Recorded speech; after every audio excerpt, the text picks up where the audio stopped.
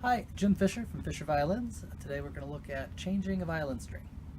If you haven't changed violin strings before, best bet is to go to a professional first. Go to your local string shop or a teacher to show you how it's done. After that, this guide can help you to remember how to do all the steps in the right order in your second try. Today I'm going to take this A string off. You do want to take them off one at a time. Removing all the strings at once is likely to cause your sound post to drop over. So one at a time. Usually I start with the A string. First step is to remove the string. Careful not to scratch the varnish if you've got a fine instrument. The end of the string can be sharp. Next step is to lubricate the tuning peg. You can see it pops right out. There's a shiny spot where it touches the hole of the sound box. And that's the spot we want to lubricate. That gets worn and smooth, and if it gets too smooth, the peg will start to slip on you. I typically use Hill peg compound. This is both more effective and less abrasive than the old-fashioned method of using soap and chalk. That'll work too, but this is so inexpensive and it works so well. You want to get it on all the shiny spots.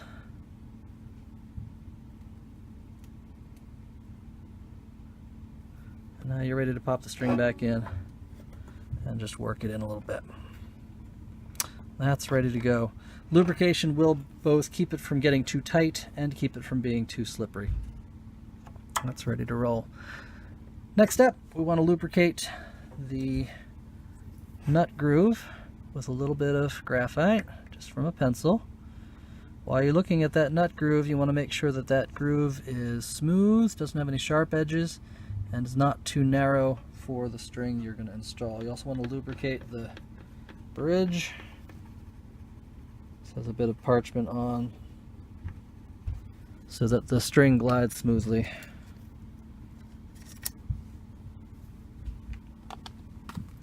Next step, we want to thread the new string onto the peg.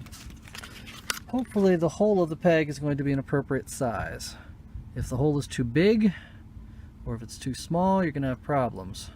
But if the violin's been set up well, you should be good to go. If the angle of the hole has not been broken, that's a good idea to do too, with a small needle file to help keep the string from breaking.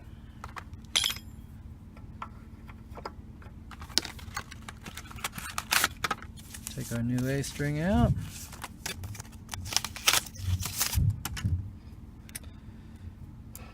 You just want the string to poke through the hole, so it's going to come just out the other side a little bit like that.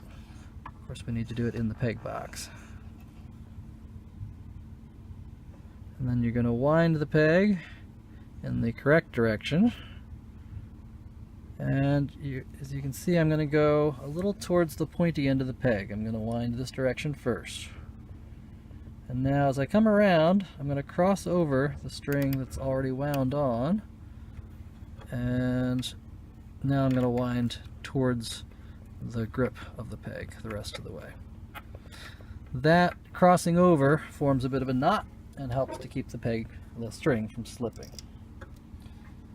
Other end pops into the tailpiece. This is a Whitner tailpiece, so it has 4 fine tuners. If this was a standard tailpiece, it would go into the hole and lodge into the groove. Now we're going to make sure that the string is on the groove at the nut and on the groove at the bridge when we tighten it and bring it into place. When we remove the slack, I'm going to check the bridge. I want to make sure that the bridge is straight. Now this bridge is not. It's leaning towards the fingerboard, which is not at all uncommon. So I want to lift the strings a little and straighten that bridge out, being careful not to slide the base of the bridge around. The angle here should be at a right angle to the base of the instrument on the tailpiece side. Bridge is straight. I'm going to bring this up, and here's where you're going to break your string. So you want to be careful that you do not over tighten the string. Get yourself an A with a tuning fork or a tuner or a pitchfork or piano. That's the pitch you're going for. Get it in your head.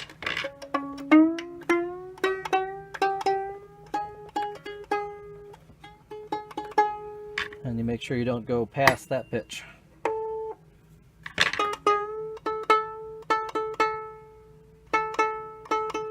Now for advanced players, the next step would be to adjust the angle of this peg. For advanced players who tune with their left hand, the peg can't be like this. If the pegs are like that, they're not going to be able to grip it. So if the peg does not end up being at the right angle, this is actually not too bad. Then you want to start all over and feed the string through the peg just a little further, so that you end up with the angle of the peg being just a little different. I'm just going to push a little more of the string through, wind it over itself again. Careful to get it in the appropriate grooves. Make sure you don't over tighten.